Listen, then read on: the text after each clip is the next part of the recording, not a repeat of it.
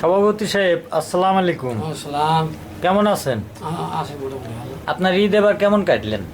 অসাধারণ ঈদ কাটলো, কারণ ছেলে মেয়ে সব ঢাকায় থাকে তো ছেলে মেয়ে আসার আগে একটা সংখ্যার বিরোধে ছিলাম যে কি হয় না হয়। তারপরে ছেলে মেয়ে বাড়িতে পৌঁছানোর পরে পারিবারিকভাবে সবাই মিলে বেশি উদযাপন করছে।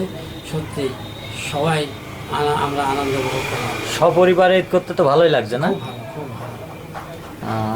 ঈদ মুসলমানদের জন্য একটা আনন্দের। প্রতিটি মুসলমান শান্তিপূর্ণ পরিবেশে ঈদের নামাজ আদায় করতে চাই, কিন্তু আমাদের যে সন্ত্রাসবাদ, জঙ্গিবাদ, সড়ক দুর্ঘটনা, তারপরে ঈদের মাঠে মারামারি, হানাহানি, বিভিন্ন কারণে অনেক সময় ঈদের নামাজ ব্যাহত হয়। কিন্তু এবছর ছোটোখাটো বিচ্ছিন্ন ঘটনা ছাড়া বড় কিছু দেশে ঘটেনি। সরকারের ব্যাপারে সতর্ক ছিল, সেই কারণে আমি সরকার ও প্রশাসনকে অভিনন্দন জানাই।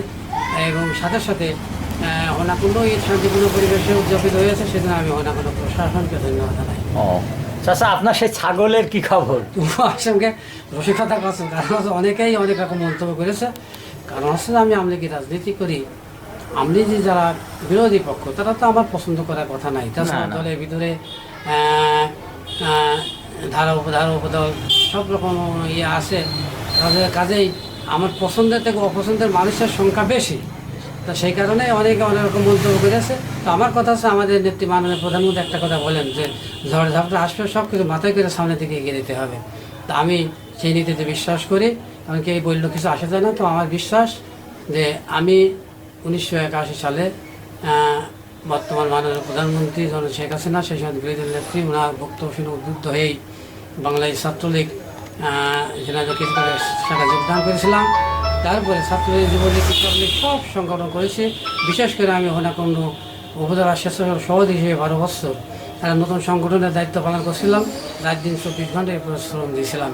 এবং বর্তমানে আমি 6 নং ফোর্স ইউনিয়নের সিনিয়র ভাইস প্রেসিডেন্টের দায়িত্ব পালন, দক্ষতার সঙ্গে দায়িত্ব পালন করছি। এবং আমি মাননীয় দলের জন্য অনেক কিছু করেছি এবং মাননীয় প্রধানমন্ত্রীর বক্তব্য শুনে উদ্বুদ্ধ হয়েছিল। সেই কারণে এইবার আমি ছাগল পালন করি। আমার একটা ছাগলেই প্রতি বছর 8টা করে বাচ্চা হয়। তো আমি এবার সিদ্ধান্ত নিলাম যে মাননীয় প্রধানমন্ত্রীর উদ্দেশ্যে আমি 2টো ছাগল গণভবনে পাঠাবো, সেইভাবে তৈরি করেছি। তো এখন অনেক কথা উপহাস করছে যে প্রধানমন্ত্রী এবার গ্রহণ করে না, কিন্তু আমার বিশ্বাস উনি আমার মায়ের মতো। ওনার মায়ের মতো আমি সম্মান করি। উনি আমার মা সন্তানের উপহার গ্রহণ করবে, এতে আমি বিশ্বাসী না। আমার একটা বিশ্বাস এখনো পর্যন্ত যে উনার নলেজে যাওয়ার সাথে সাথে হয়তো উনি একটা ইতিবাচক কথাবার্তা বলবেন। আর বলার সাথে সাথে আমার মেয়ে, আমার ছেলে, আমার জামাই গণভবনের পাশেই থাকে। আমি 24 ঘন্টার ভিতরে, আমি ঈদের আগে এটা পৌঁছানোর চেষ্টা করিলাম, কষ্ট ফলা যে এখন পৌঁছাতে পারিনি। তা আমি ওনার সিগন্যাল পাওয়ার সাথে সাথে 24 ঘন্টার ভিতরেই আমি গণভবনে এটা পৌঁছে দেবো। আমার বিশ্বাস, আমার আশা পূরণ হবে। আমরাও আশা রাখি যে আপনার এই ভিডিওগুলো দেখে প্রধানমন্ত্রী আপনার এই উপহারটা গ্রহণ করুন। হ্যাঁ, এটা আমরাও চাই। তা যাই হোক, আপনি জনগণের উদ্দেশ্যে কিছু বলেন। চলছে 2024 সাল, 2023 সাল এই মাস 30 তারিখ আগে আমাদের মাসকে বিদায় দিয়েছে। একটা অশান্তিপ্রিয় বছর ছিল। বিরোধী আন্দোলন সংগ্রাম,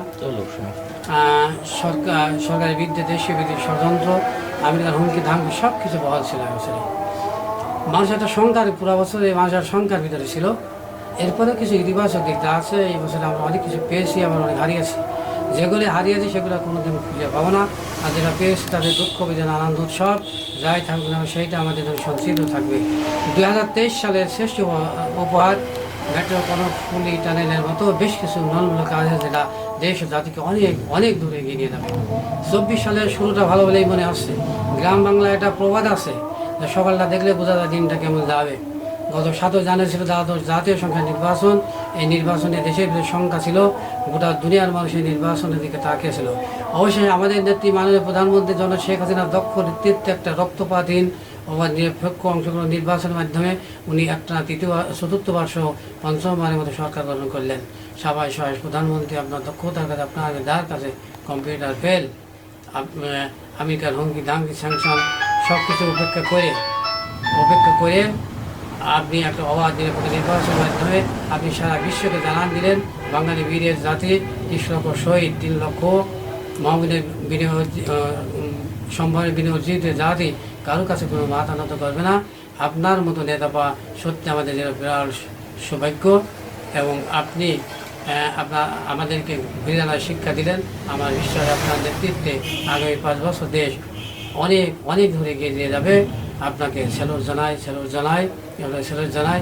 জয় বাংলা, জয় বঙ্গবন্ধু। ধন্যবাদ আপনাকে। ধন্যবাদ।